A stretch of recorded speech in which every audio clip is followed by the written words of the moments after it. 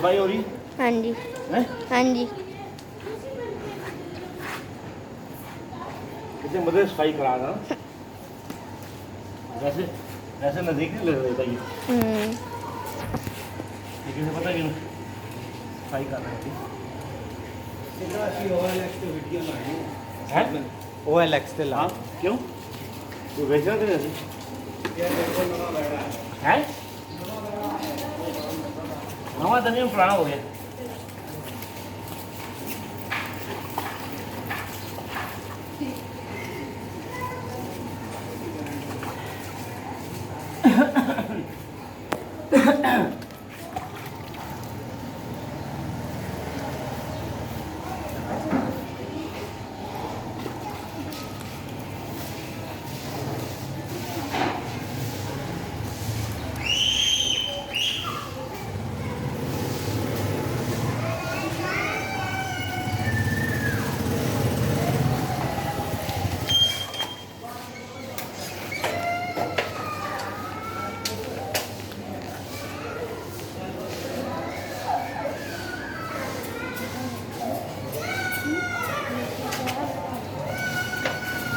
चल बस